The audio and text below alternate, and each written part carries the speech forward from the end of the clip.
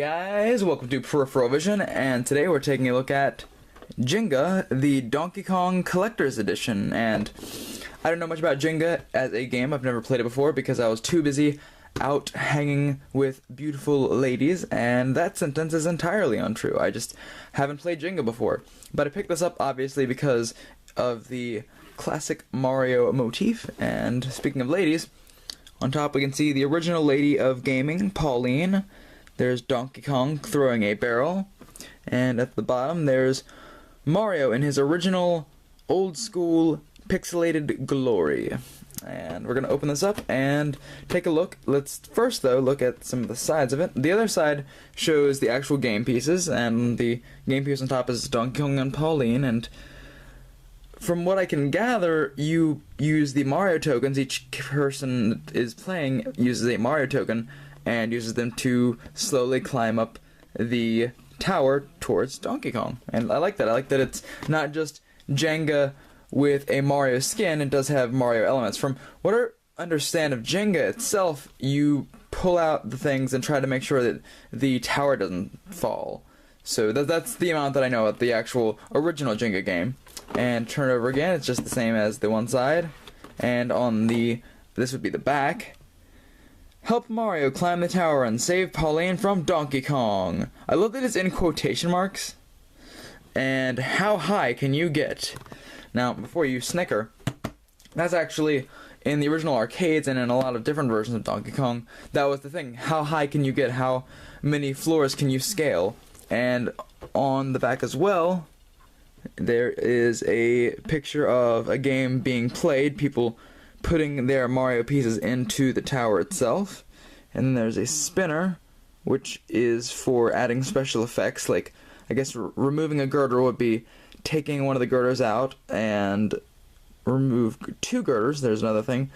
And so it does have elements of the original Jenga in it. However, it has elements of the Mario game too. I believe one of the elements is that you can, it says here, spin for ladders, springboards, and hammers to help Mario climb the tower, but watch out for barrels. So there are effects in the game. But without further ado, let's open this thing up. I'm not going the extra mile, I'm not just editing over to the shot of everything. I'm going to show you the process. First off, we've got the pieces.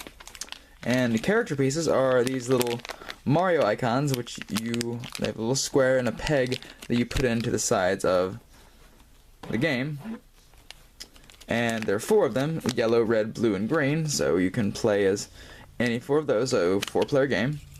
Then there is the Donkey Kong and Pauline that is on the top of the tower. I assume that Donkey Kong falling has something to do with the central game mechanics, but I'm not sure. If maybe it's just a decorative piece, even if it was just a decorative piece, that's a pretty neat little thing. And if you turn around, you can see Donkey Kong's butt. So if you've ever felt the urge to see Donkey Kong's butt, you can see it here. Pervert. And we have a spinner. We have a spinny thing. I do love a spinny thing. And let's see what we've got going on here. There are different icons for the spinner that I assume mean the amount of, like, you can go up a level or you can move a level. Let's test out the spinner real quick. The spinner works pretty good. Pretty well. I apologize for my abysmal grammar. Remove girder, like I showed you before. And all the classics, like the hammer, would go 3 up. That makes sense. And then the ladder and the trampoline. And it's got, the gang's all here, except for the oil drum and the fireball that comes out from the oil drum. That's not present on the spinner. Maybe that's somewhere on the tower itself. So put that aside. And if we can pull it out here. Maybe we can, maybe we can't. I don't know. I don't think we can. We could have, but the time has passed. I will show you the instructions momentarily. But let's pull out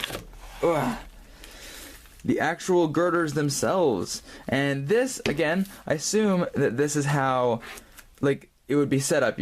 And that's another reason why I have never played Jenga, because the setup for Jenga takes a reasonably large amount of time, because you have to set everything up perfectly, and you have to... Eventually, it's just gonna all fall over. But I guess it is a fun game from what I see or hear, but I would not typically play this because of the setup time. But here's the girders. And is there anything else going on in the box? It doesn't seem to be, except... Come on. I really don't want to tear it, but... There's a piece of paper. Don't you dare try to hide paperwork from me. And I think we have...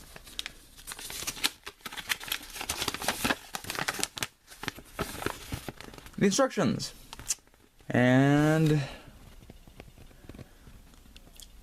it tells you all the things that we have. So 54 Donkey Kong Jenga blocks, a spinner, the rules, the 4 Mario pieces, loading tray to assemble tower. That's odd. I don't remember seeing that item in here. Let's go ahead and de-skeletonize this thing.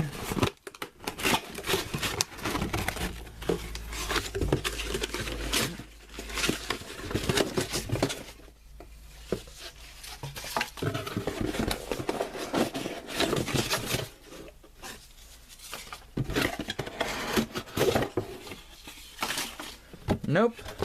I guess that the loading tray, or whatever it is in this stack here. Or I'm missing it entirely. Maybe it was one of these cardboard pieces, but that's the entirety of everything in here. And again, the last piece of the puzzle, or the last piece of the packaging rather, is this stuff here.